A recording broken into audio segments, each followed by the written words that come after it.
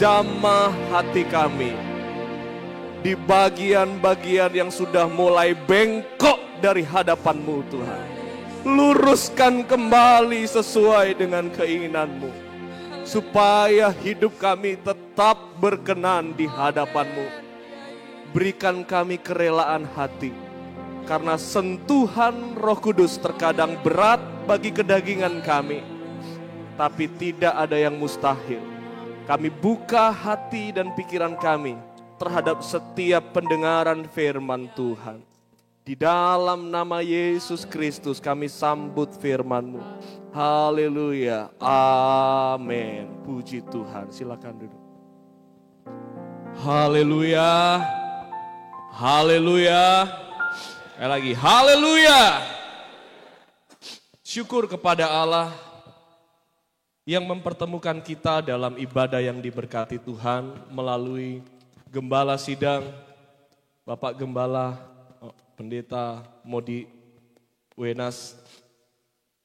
Terima kasih buat kepercayaannya dan bukan suatu kebetulan kalau kita bertemu dalam peribadatan pagi hari ini. Saudara, perkenalkan panggil saja saya Joe Sangian dari Jawa Timur dan untuk suatu tugas yang Tuhan percayakan, saya hadir di Sulawesi Utara sejak seminggu lebih yang lalu, 2 minggu yang lalu, dan sekarang bertemu dengan saudara semua. Haleluya. Kita sudah menyanyikan sebuah pujian yang menghantar kita untuk menerima firman Tuhan. Jamahan Tuhan itu terkadang belum langsung menghibur. Ya. Jadi saudara bisa bernyanyi Dia Jamah. Kalau saudara luka, kemudian luka itu diobati, pasti pertama-tama perih. Toh? Tidak langsung baik. Perih. Tetapi jamahan yang menghasilkan perih itu akan menyembuhkan kita. Apa yang akan Tuhan jamah dalam hidup kita pagi hari ini adalah tentang doa. Saudara, doa adalah sikap yang menurut saya sudah mulai ditinggalkan oleh kekristenan masa kini. Bahkan gereja yang dikenal dengan doa dan puasa, Gereja Pantekosta di Indonesia. Tidak jarang saya menjumpai remaja pemuda dan keluarga muda sudah tidak mengenal gaya hidup doa. Ini bukan suatu peristiwa tanpa sebab. Kenapa kita mulai meninggalkan hidup berdoa? Karena dunia menawarkan sesuatu yang lebih masuk akal, instan, dan lebih ramah dalam kedagingan kita untuk mengatasi semua masalah-masalah hidup. Tawaran itu, saya akan beritahu nanti, tawaran itu membuat sebagian besar orang sekarang memandang doa adalah sikap seperti anak kecil yang mengemis-ngemis.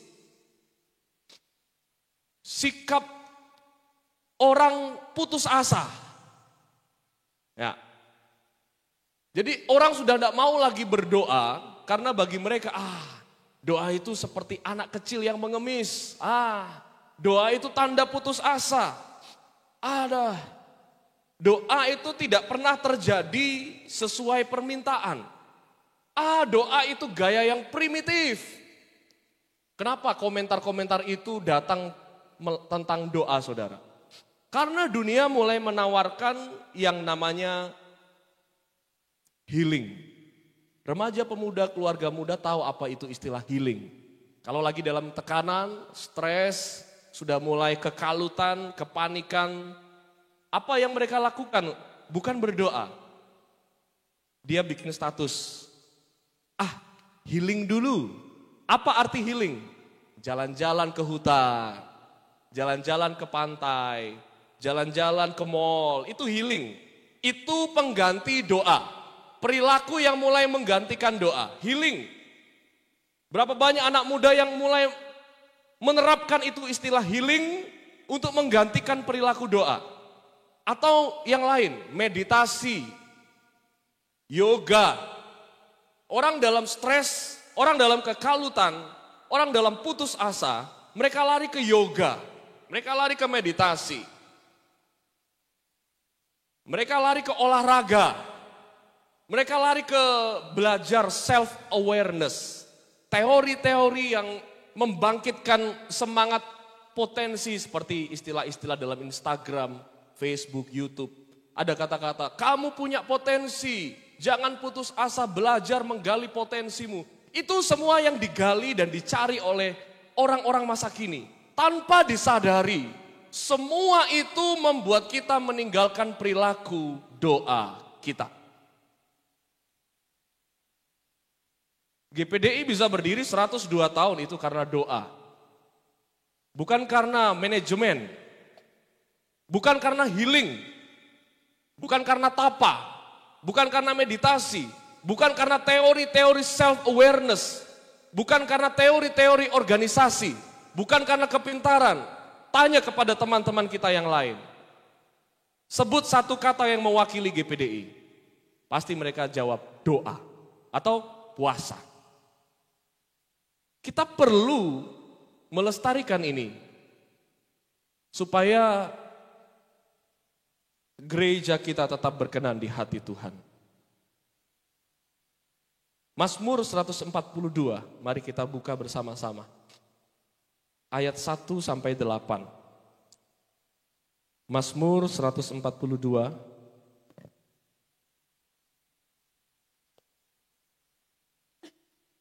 ayat 1 sampai 8. Kita akan baca bersama-sama. Sebelumnya saya memakai Alkitab terjemahan baru yang kedua, versi Lembaga Alkitab Indonesia yang baru diterbitkan secara resmi oleh LAI Februari 2023. Jadi mungkin ada sedikit perbedaan. Mari kita berdiri untuk menyambut. Saya lebih suka pakai kata menyambut daripada menghormati, karena awal sampai akhir itu kita tetap menghormati firman toh. Jadi berdirinya kita di awal itu bukan menghormati tapi menyambut firman yang datang di tengah kita. Saudara baca ayat 1, saya baca ayat yang genap. Saudara baca ayat ganjil, saya baca ayat yang genap. Sampai ayat yang ke-8. Kita baca bersama-sama, 3, 2, 1.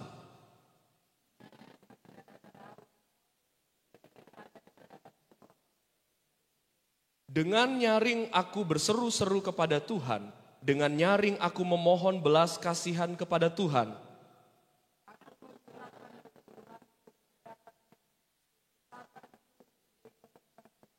Ketika semangatku lemah lesu di dalam diriku, Engkaulah yang mengetahui jalanku, di jalan yang harus kutempuh, mereka memasang jerat terhadap aku.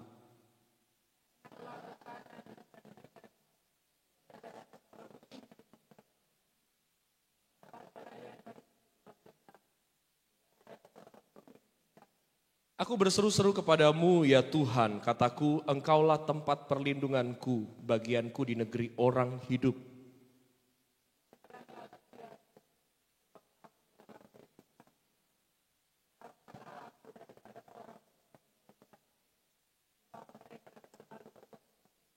Keluarkanlah aku dari dalam penjara supaya aku memuji namamu. Orang-orang benar akan mengerumuni aku karena Engkau berbuat baik kepadaku. Amin. Silakan duduk. Haleluya.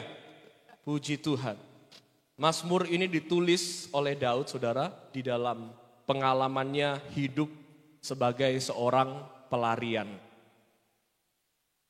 Kalau saudara kesulitan untuk menyesuaikan, mengimajinasikan pengalamannya Daud, ya kalau zaman sekarang seperti orang yang dikejar utang. Ya, hidup dalam pelarian, hidup dalam tekanan.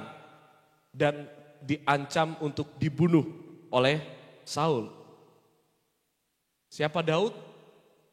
Saudara tahu, dia di dalam momen ini dikejar-kejar oleh Saul untuk dibunuh dan dia lari ke tempat satu, ke tempat lain, ke tempat satu, ke tempat yang lain sampai dia di suatu tempat di Gua Adulam. Di dalam kesunyian kesendiriannya dia putus asa dengan masalah hidupnya, dia takut dan dia berdoa. Ayat 2, dengan nyaring, saudara, kata nyaring di dalam setiap bagian di kitab, kata nyaring itu bukan seperti ini. Kata nyaring dalam doa itu bukan seperti ini. Tuhan Yesus, kami bersyukur karena Tuhan baik, kami mau makan pagi hari ini. Kiranya Tuhan, bukan, itu nyaring kan saudara? Itu berdoa kan? Tapi bukan seperti itu maksud nyaring. Nyaring di dalam setiap ayat di kitab Mazmur, itu seperti begini saudara. Saudara kalau pernah punya pengalaman ditinggal oleh anggota keluarga di hadapan peti, saudara Bataria, Yesus, oh Tuhan, kenapa ini terjadi? Kenapa ditinggal oleh orang yang aku sayang? Nah seperti itu nyaring. Seperti cewek yang habis diputusin pacarnya. Sudah gak ada cowok lain yang mau sama-sama dengan aku. Engkau satu-satunya yang kucinta. Kayak gitu. Tapi biasanya itu tidak terjadi di depan orang-orang. Itu terjadi di ruang yang sunyi, sepi, ya, dalam kesendirian. Kemudian di situ dia melampiaskan kekalutannya, dia berdoa dengan nyaring. Seperti anak kecil dia berteriak. Dia ketakutan saudara, ini Daud ketakutan karena mau dibunuh. Makanya dia berdoa, dia kalau dalam Alkitab saudara, dengan nyaring aku berseru-seru kepada Tuhan. Ya sama berarti ya. Nyaring itu seperti itu, bayangkan Daud, penulis kitab Mazmur, dia berdoanya seperti anak kecil yang mengemis. Ayat 3, aku mencurahkan keluhanku ke hadapannya. Sama lagi ya. Kesesakanku kuberitahukan ke hadapannya. Dia berdoa dengan putus asa. Doa dengan sangat putus asa. Saudara tahu, prinsip doa orang benar bila dengan yakin didoakan. Tapi kita tahu, doa yang benar bukan doa yang egois. Tapi di momen ini, Daud sangat egois. Dia tidak dalam keyakinan penuh. Dia masuk ke dalam gua tidak dalam keyakinan penuh. Dengan pesan yang cukup egois dia berteriak. Seperti orang putus asa dia berteriak sama Tuhan. Oh Tuhan, ini masalah keluarga, ini masalah pekerjaan, ini belum lagi masalah anak, belum lagi masalah istri, belum lagi masalah suami, belum lagi rekan kerja di kantor. Oh Tuhan, kadangkala dalam momen seperti itu kita berdoa seperti anak kecil yang putus asa. Ayat 4 dan 5. Ketika semangatku lemah lesu, di dalam diriku engkaulah yang mengetahui. Jadi Daud ini berdoa kepada Tuhan dan dia percaya setelah dia berdoa Tuhan jawab doanya karena dia percaya Tuhan tahu jalan hidupnya. Betul? Sekarang kita lihat. Saya mau tanya, Daud tadi doa karena minta apa? Tempat yang aman, tempat persembunyian. Karena kan lagi dikejar-kejar nih sama Saul, mau dibunuh. Jadi dia datang sama Tuhan, minta tempat perlindungan. Dia datang sama Tuhan, minta jalan yang aman untuk dia lalui supaya bebas dari masalah. Dan Tuhan tunjukkan itu iman Daud. Aku percaya Tuhan tahu jalan hidupku. Dan dia melalui jalan yang Tuhan tunjukkan itu. Sekarang kita lihat. Jalan yang Tuhan tunjukkan kepada Daud. Yang menjadi jawaban Tuhan atas doa Daud. Itu jalan yang seperti apa? Ayat 4 saya lanjutkan. Di jalan yang harus kutempuh dengan sembunyi mereka memasang jerat terhadap aku. Di jalan yang Tuhan tunjukkan, ternyata di jalan itu banyak orang yang pasang jerat buat Daud. Di jalan yang Tuhan tunjukkan, ternyata di jalan itu, ayat 5, pandang ke kanan dan lihatlah, tidak ada seorang pun yang menghiraukan aku. Setelah dia berdoa, jawaban Tuhan justru di jalan yang Tuhan tunjukkan, tidak ada orang yang menghiraukan. Ayat yang kelima selanjutnya, tempat pelarian bagiku telah hilang. Tidak ada orang yang peduli kepadaku. Di jalan yang Tuhan tunjukkan, ternyata banyak orang yang tidak peduli dengan Daud. Aku sudah berdoa dan aku percaya doaku didengar Tuhan. Aku doa tentang pekerjaan. Aku doa tentang pendaftaran kuliah. Aku berdoa tentang pendaftaran ini, itu. Melamar ini, melamar itu. Tetapi setelah berdoa, ternyata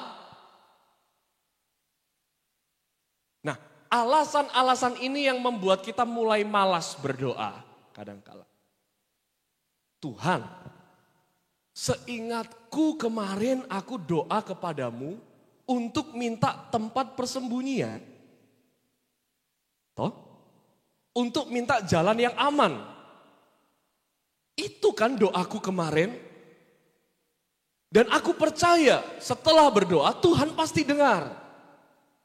Tapi justru setelah berdoa, aku mendapati di jalan hidupku banyak orang yang pasang jerat. Banyak orang yang tidak menghiraukan. Banyak orang yang tidak peduli. Itu kadang alasan kita untuk mulai berhenti berdoa. Kenyataan tidak sesuai dengan permintaan. Di satu sisi kita percaya Dia Allah yang mendengar doa. Tapi di sisi yang lain kita tahu semua kenyataan yang kita alami tidak sesuai dengan permintaan kita yang pernah kita ajukan kepada Tuhan. Itu yang seringkali membuat kita berhenti berdoa.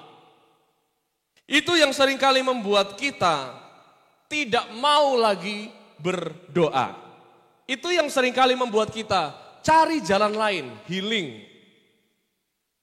Aduh, sudah mulai penat ini. Lebih baik aku jalan-jalan sajalah. Daripada doaku tidak jawab dan aku tetap stres, jalan-jalanlah ke hutan gunung, ke pantai, atau ke mall cuma cuci bukan cuci dompet karena dompet belum ada isi. Atau kemana-mana, yang penting fresh. Atau buka-buka YouTube, dengar kutipan-kutipan khotbah yang biasa dikutip singkat-singkat yang biasanya menyamankan hati kita, ya kan? Kadang kan khotbah-khotbah zaman sekarang modelnya dikutip cuma 1 menit, diambil di bagian yang paling menghibur, kemudian ditampilkan. Bagian-bagian peneguran-peneguran terhadap dosa itu dibuang. Jadi yang dipotong diambil cuma yang baik-baik, yang manis-manis, yang sedap didengar. Supaya itu laku. Dan itu yang menjadi sasaran anak muda, keluarga muda, bahkan kita mungkin. Karena sudah penat kita cuma ingin telinga kita dilayani dengan kata-kata yang manis. Kita tidak mau berdoa lagi. Karena kita cari jalan yang lain. Kita buka HP kita untuk memanjakan diri ini. Apa yang Daud lakukan? Ayat 6. Setelah Daud tahu doanya justru jawabannya sebaliknya. Ayat 6 apa yang dikatakan? Aku berseru-seru kepadamu, ya Tuhan. Dia tetap berseru kepada Tuhan. Haleluya. Dia tetap berseru kepada Tuhan. Laki-laki yang masih jomblo sampai sekarang, wanita yang masih jomblo sampai sekarang, pemuda remaja yang belum ada kerjaan, saudara yang belum permintaannya dijawab oleh Tuhan. Lihat baca ayat 6. Aku berseru kepada Tuhan. Sekalipun justru setelah berdoa kenyataan berbanding terbalik. Tapi ayat 6. Aku berseru kepada Tuhan. 2 minggu lalu saya datang dari Jawa. Saya keluar dari rumah jam 2 subuh. Di Pastori di Jawa. Jam 2 subuh. Jam 2 subuh ke airport Juanda. Sampai airport setengah 5 karena pesawat pertama. Kemudian singgah di Ujung Pandang. Kemudian ke Samrat, ya, Bandara Samratulangi. Sampai di Manado jam 12. Kemudian diajak oleh Papi Gembala saya, Pendeta Modi Kodongan, diajak untuk jalan di Manado dulu sampai di kampung kami. Saya tinggalnya sebelum di sini adalah di Pakuure, Tengak, ya, Minahasa Selatan. Itu tempat kampung kelahiran kami. Kelahiran orang tua maksudnya. Saya asli Jawa, saudara. Saya asli Jawa maksudnya lahirnya, besarnya. Jadi ini isi perut ini tempe tahu, kerupuk. Nah, itu. Jadi memang kurang terbiasa makanan di sini. Memang makanan-makanan tanah perjanjian, susu madu di sini. Jadi kalau aduh Tuhan, memang Israelnya Indonesia ini. Jadi itu diajak siangnya saudara, sampai malam, lelah pasti. Sudah sampai di kampung, gak bisa tidur.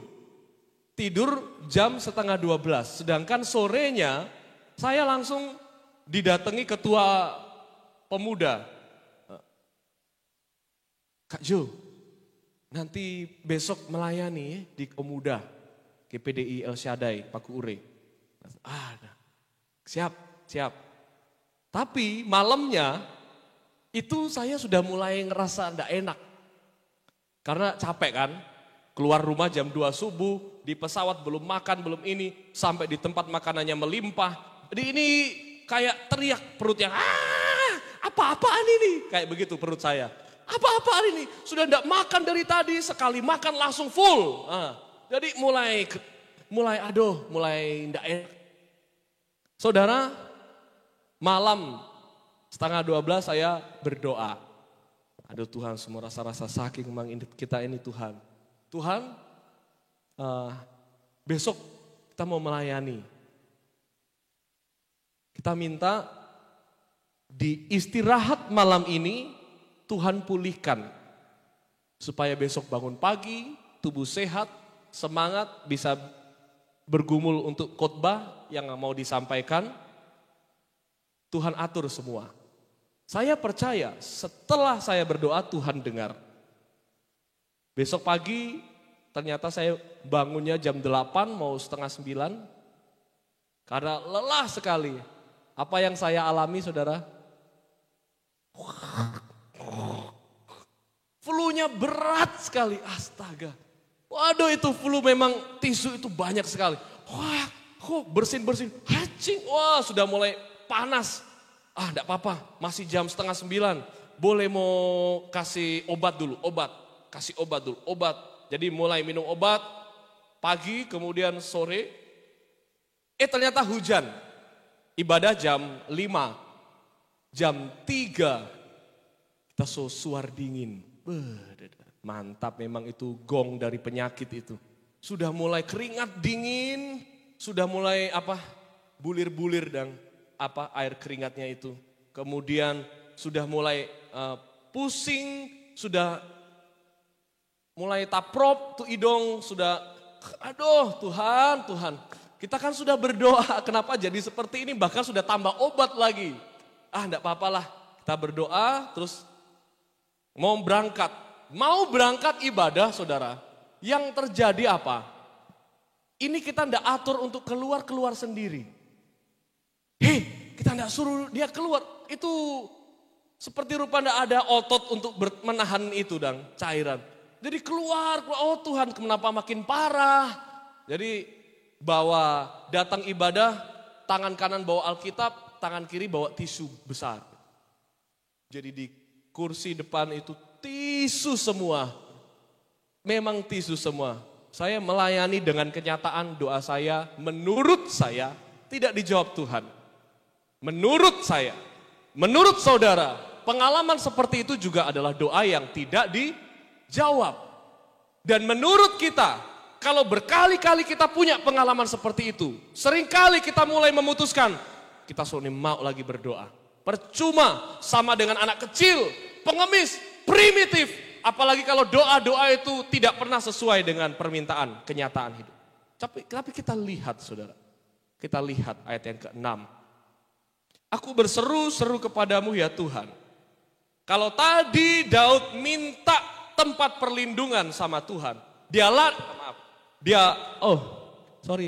lari ke sana, dia lari ke sini karena dikejar-kejar oleh Saul untuk dibunuh, untuk ditikam, untuk dihabisi nyawanya. Dia lari ke sana, dia berdoa, belum dapat. Dia lari ke sana minta perlindungan, belum dapat. Tetapi ternyata saudara, apa yang Daud lakukan? Dia tetap berdoa dan dia berkata begini, Engkaulah tempat perlindunganku. Jadi di sini saya mau katakan tentang sikap doa kita. Dengarkan ini penting saudara. Dalam setiap doa kita, pengharapan itu lebih penting daripada permintaan. Jadi jangan ukur doa kita hanya karena hasil doa kita. Jangan ukur doa kita hanya karena cepatnya Tuhan jawab doa kita. Tapi lihat dalam ayat ini dikatakan, dalam setiap doa kita, pengharapan itu lebih penting daripada permintaan kita. Pengharapan kepada Tuhan itu lebih penting daripada semua permintaan-permintaan kita. Seringkali kita berdoa, belum dijawab Tuhan. Doa lagi, belum dijawab Tuhan. Kita atur, kita bikin daftar. Tuhan aku minta ini. Kita sampaikan semua permintaan kita. Belum dijawab Tuhan. Kita sampaikan lagi, belum dijawab Tuhan. Ketahuilah, yang Tuhan lihat dari sorga tentang kita, bukan telinga untuk doa-doa kita, tapi mata untuk sikap doa kita. Yang masih tetap berharap sekalipun belum dijawab oleh Tuhan. Haleluya. Sekalipun tidak dijawab oleh Tuhan, kita tetap berharap kepada Tuhan.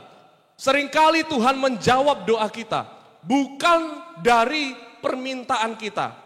Dia jawab doa kita karena dia lihat kita masih tetap berharap kepada Tuhan. Kita masih tetap berdoa.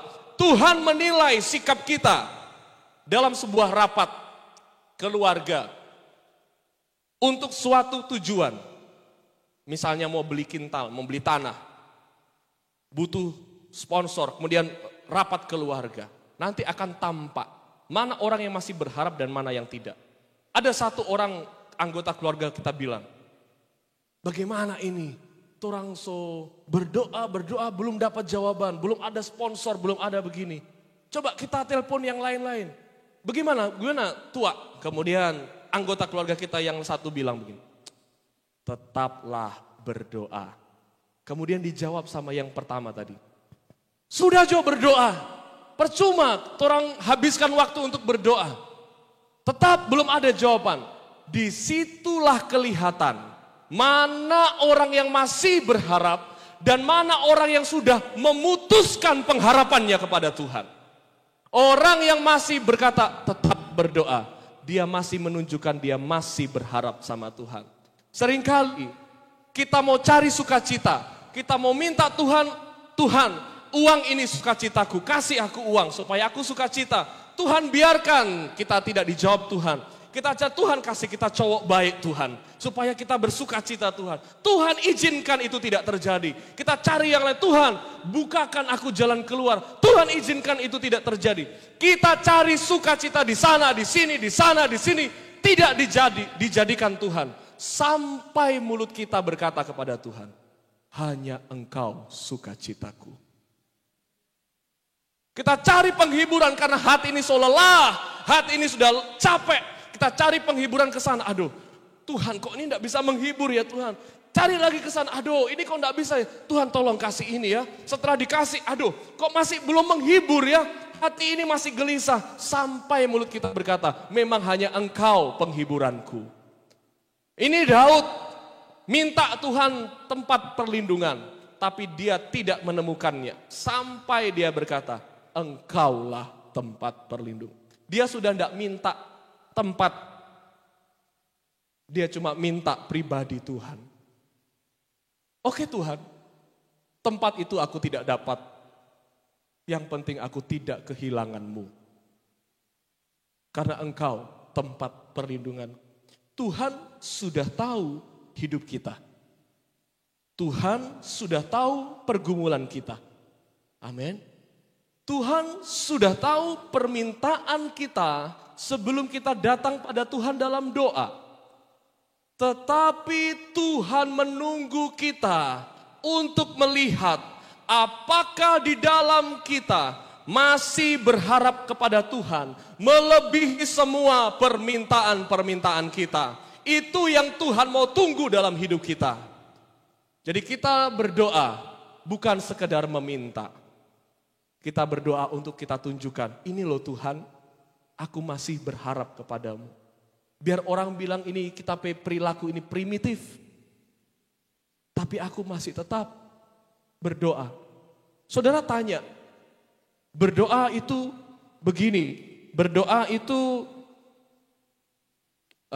saudara tanya berharap itu maksudnya adalah aku percaya Tuhan. Berharap itu maksudnya adalah aku datang ke gereja. Berharap pada Tuhan adalah aku tidak meninggalkan iman. Bukan. Berharap pada Tuhan adalah ketika kita masih mau berdoa, itu berharap kepada Tuhan. Doa mungkin seperti anak kecil bagi sebagian orang, tapi doa bukan sekedar meminta. Doa adalah tanda orang yang masih berharap dan justru doa adalah sikap yang mendewasakan kita. Coba kita lihat ayat 7 dan 8. Perhatikanlah teriakku, sebab aku sudah sangat lemah. Lepaskanlah aku dari orang yang mengejar aku, sebab mereka terlalu kuat. Kita baca ayat ini. Tuhan lepaskan Daud dalam keadaan dia lemah. Dan orang yang mengejar dia bukan cuma kuat, tapi terlalu kuat. Ayat 8.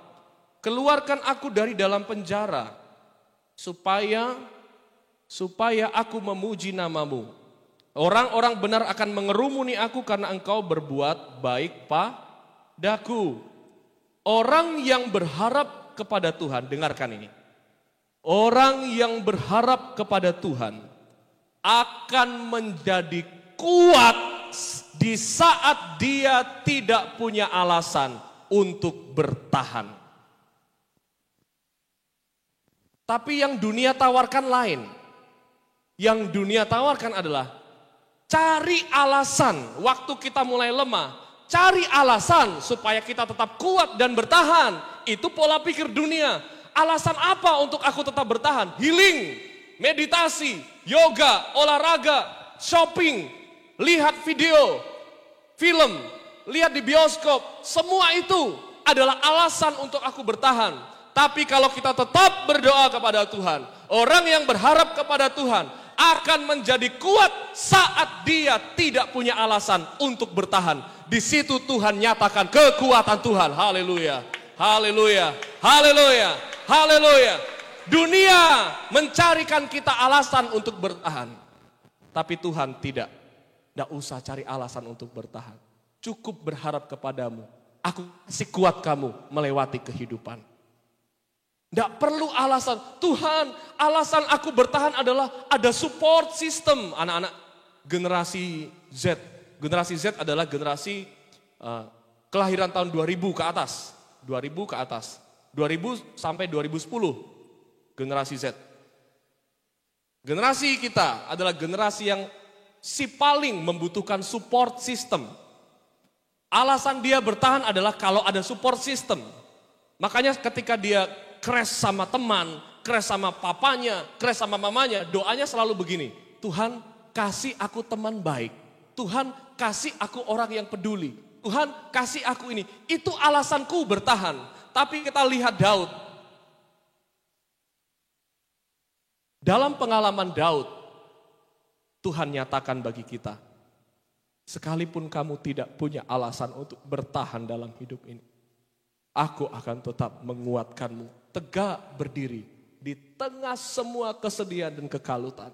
Di situ kita lihat kuasa doa orang percaya. Haleluya, puji Tuhan.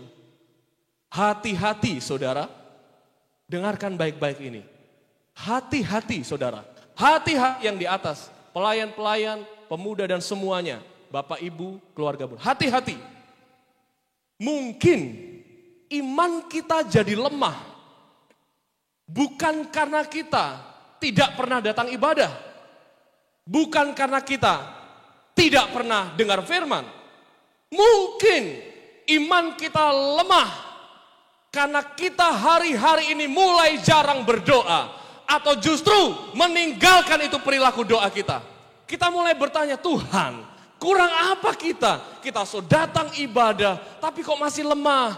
Kita sudah datang dengar firman, tapi masih lemah.